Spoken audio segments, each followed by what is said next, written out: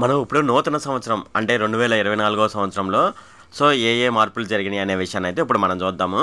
అయితే మనకు ఏడాది పాటు ఎలాంటి లావాదేవీలు జరగని యూపీఐ ఐడీలు డీయాక్టివేట్ చేయడం జరుగుతుందనమాట.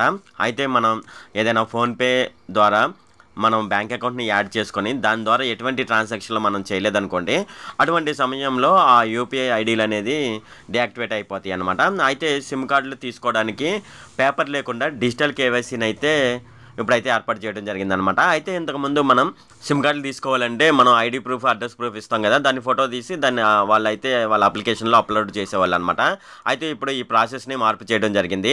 మనం డిజిటల్ ద్వారా అంటే మనం అక్కడ బయోమెట్రిక్ పెట్టడం ద్వారా మన ఆధార్ అథెంటికేషన్ అయితే పూర్తవుతుందనమాట. ఇలా ఈ ఈకేవైసీ ద్వారా మనమైతే సిమ్ కార్డులయితే పొందవచ్చనమాట. అయితే ఇక్కడైతే ఏం జరుగుతుందంటే పేపర్ అనేది ఉండదనమాట. పేపర్ లేకోకుండా ఆన్‌లైన్ ద్వారా ఇది జరిగిపోతుందనమాట.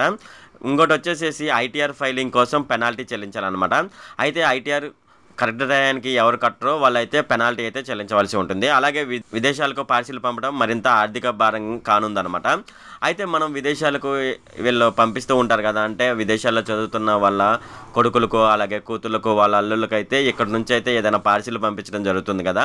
అంటే పచ్చళ్ళు లేదంటే ఇంకా వేరే వేరే ఏమైనా వస్తువులనైతే మన ఇండియా నుంచి అయితే పంపించడం జరుగుతుందనమాట. దానికి సంబంధించి వాళ్ళైతే రూల్స్ అయితే చేంజ్ చేయడం జరిగింది. అలాగే కొత్త లాకర్ నిబంధనలు అమల్లోకి వస్తాయన్నమాట. బ్యాంక్‌లో మనం లాకర్‌లు అయితే రెంట్‌కి తీసుకుంటాం కదా! దీనికి సంబంధించి కొత్త నిబంధనలు అయితే అమలు చేయడం జరుగుతుందనమాట. తర్వాత వచ్చి ఎక్కువ కాలం వాడని జీమెయిల్ అకౌంట్‌లు క్లోజ్ చేయబడతాయన్నమాట. మనకు లాస్ట్ ఒక 1 ఇయర్ నుంచి ఎవరైనా జీమెయిల్ అకౌంట్ ఓపెన్ చేయకోకుండా జీమెయిల్ అకౌంట్‌ని క్రియేట్ చేసి అలాగే ఉంచారనుకోండి, వాళ్ళ అకౌంట్‌లు అయితే క్లోజ్ చేయబడతాయన్నమాట. ఎవరైతే జీమెయిల్ అకౌంట్‌లు ఉన్నాయో వాళ్ళైతే ఏం చేస్తారంటే, మీ జీమెయిల్ అకౌంట్ అయితే ఒకసారి ఓపెన్ చేయండి.